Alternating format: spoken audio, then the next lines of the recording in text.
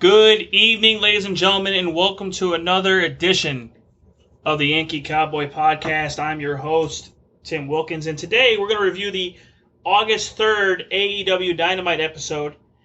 And I just have to say, and I start this off every time I do a review of the show, is I'm hoping it gets better. But it's becoming like insanity that you just look on and expect a different result, but you still get the same outputs week in and week out from Tony Khan and this organization.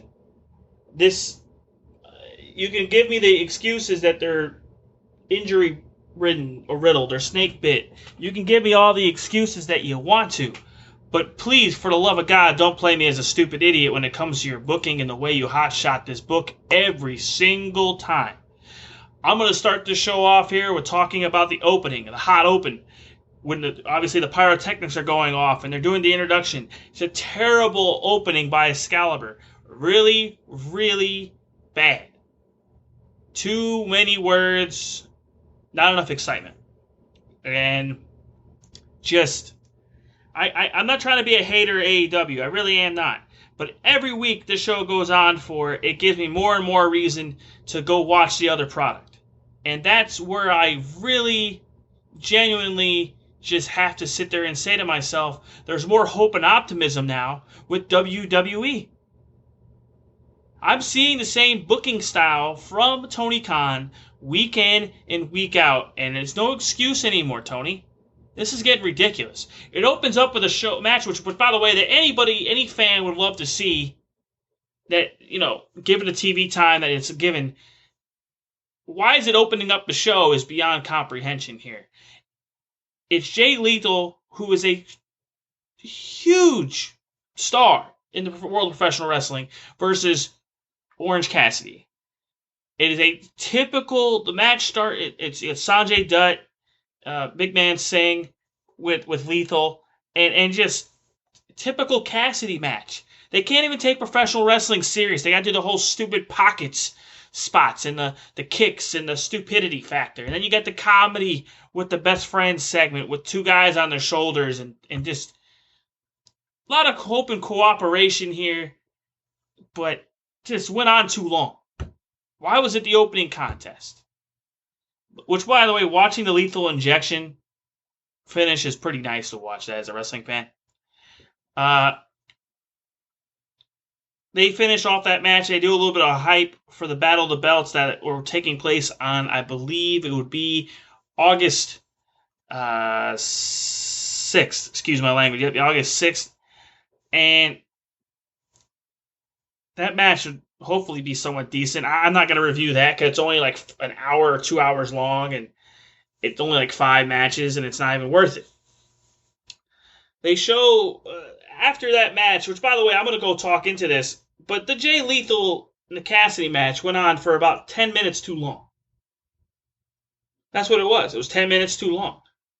Jay Lethal's way over after the match with Ric Flair that happened in Nashville, Tennessee. He's way over because of obviously his wide world exposure of professional wrestling throughout the years. He doesn't need to give Cassidy this much time. I don't understand why they did it. Don't know why they did some stupid comedy segment. Don't need to do this. But they transitioned into the Hook and Ricky Starks FTW situation, and they showed that video as kind of a promotion of Hook. Obviously, Hook is well known as being Taz's son, and really, he has some really good talent. Less is more. Does the right things in each and every single time he's in the ring. I don't see him being anything different than what we see from some of these younger talents. Ricky Starks, however, with Hobbs, is kind of getting stupid.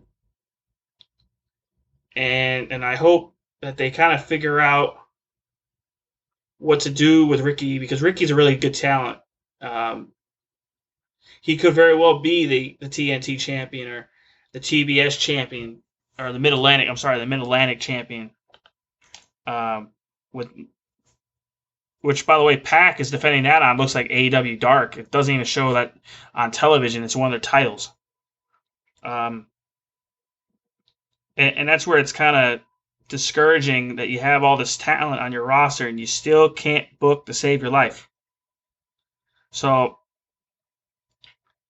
they're going to go in the usual formatting, which it went match, then 2 segments. So it with a typical afterbirth with that match between Lethal and Cassidy to hype up their match at Battle of the Belts. That's the afterbirth. And then you have the Hook and Starks, and then you have an Undisputed Elite segment, which really kind of saw it coming as a fan. They've been teasing it for months. But 2 of the 3 guys that they're talking about can't even wrestle right now. They're not medically cleared. So it's kind of really disturbing that they kind of rushed this to do this segment, which ended up just having a heel turn for Adam Cole with the Undisputed, I'll call it the Undisputed Era, not the Undisputed Elite. It's the Undisputed Era versus the Elite. And after the attack, Hangman Adam Page runs down. And it's going to lead to further... The Young Bucks being attacked is just going to lead into Kenny Omega coming back. Which, from what I understand, what I read on the internet, that they're hoping that he comes back for All Out in Chicago. Which I don't even think he's been medically cleared yet. So a lot of this stuff is all on the premise that these guys are going to get medically cleared.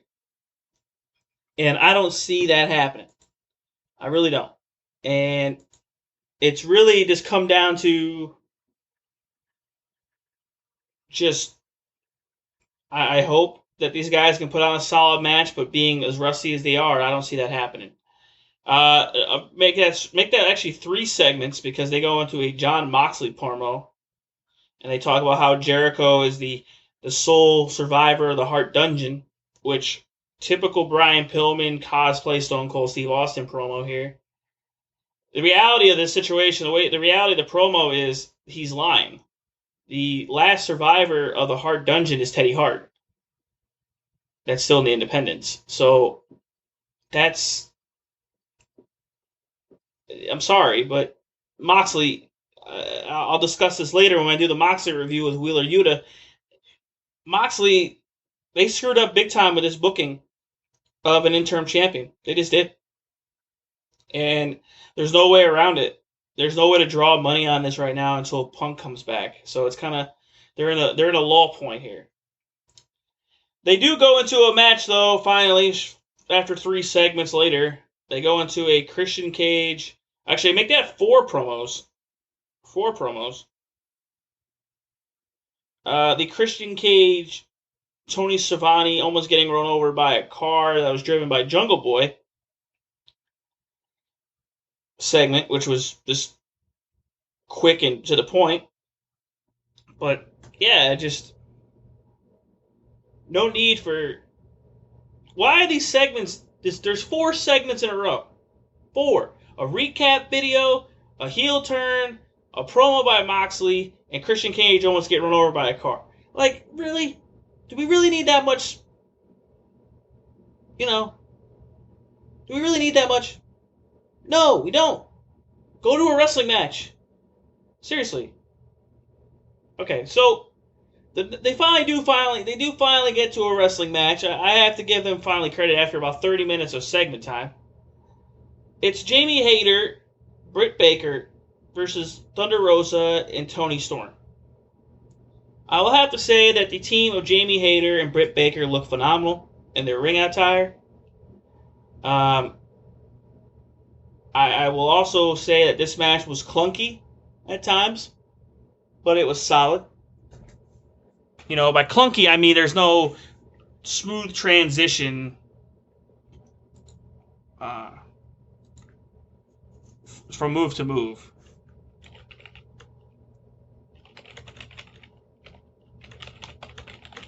But it was a clunky match. It went about 15 minutes. It worked out. That's how it goes. Solid finish with Jamie Hayter picking up the victory. And just further continuates the Britt Baker Thunder Rosa storyline some more. And hopefully, as fans, that we actually see a better match between the two of them, because the last match or two has been kind of clunky and kind of weird. And just hopefully Britt Baker can get their stuff together.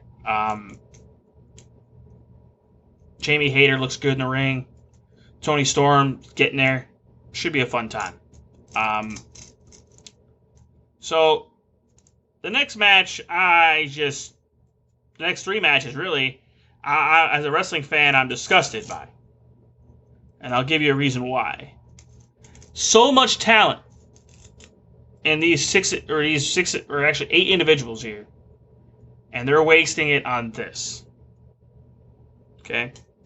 It is the Acclaimed versus the Gun Boys, the Gun Club, the Ass Boys, whatever you want to call them, in a dumpster match. The Gun Club, or the Ass Boys, or however you want to call them, and the Acclaimed are probably the two of the up-and-coming rising tag teams in AEW. I say the Acclaimed gets the attention mainly for his entrance with the raps and everything else. He gets a lot of the attention.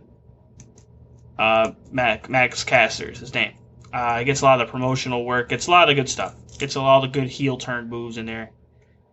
But this match, too much furniture, too much mud show, just doesn't do him justice. And I think it really did them a disservice. Because they were on a kind of a plateau of TV time anyway with this feud. But I don't know how this could have made them look any better. And just not even going to go there. Just not even going to talk about that match. That match, as a wrestling fan, that embarrasses me for what that was. I hope Tony Khan continually gets better week in and week out, but I'm not seeing the results that are required to do that. Those 4 guys in this match could have been seriously hurt, and they look like one of them were. They rolled the damn dumpster off of the ramp. Like, why? Why would you risk getting a guy hurt over a terrible spot call? Terrible idea. I give that thumbs down. Terrible idea. Terrible book. Terrible result. Hopefully guys ain't injured. Speaking of getting injured, 2 old guys are up next. It's Matt Hardy versus Christian here. And I'm going to say it too. Love Matt Hardy. Love his brother. But I think Matt Hardy's career in the wrestling ring will soon be done. He definitely looks out of ring shape here. He doesn't look like he knows where he's at half the time. And Christian, he's in a position where he does it because he wants to do it. He makes cash. He makes money. That's what it is. And Christian's a good heel. Works well. But 2 old guys in the ring here could have broke a hip. Probably was. I would assume Matt Hardy was concussed. Hopefully not badly. But Matt Hardy and Christian probably was the match of the night if you actually ask me as a wrestling fan. And that tells me something that really isn't that spectacular. The main event was Moxley versus Wheeler Yuta. And I am not going to put down Wheeler Yuta, but I am going to put down Jon Moxley for being the champion here.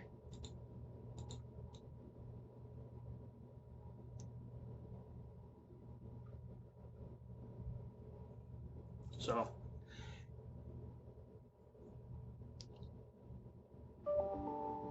but hopefully going forward,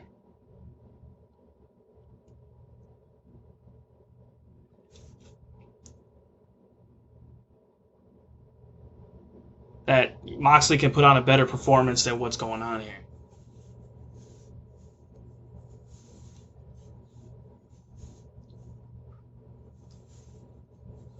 But I would say this match entirely was just terrible. And Moxley versus Jericho later on, coming next week, is just going to be just as bad. So, ladies and gentlemen, I I'm going to give this entire show a huge thumbs down from start to finish. I hope AEW does better, but I want to thank you for taking a listen to this review of the AEW Dynamite episode from August 3rd. Feel free to like and subscribe on Twitter at Yankee Cowboy 27 on Twitter. Feel free to download this episode and any future episode at podbean.com. And hope you enjoy the listen.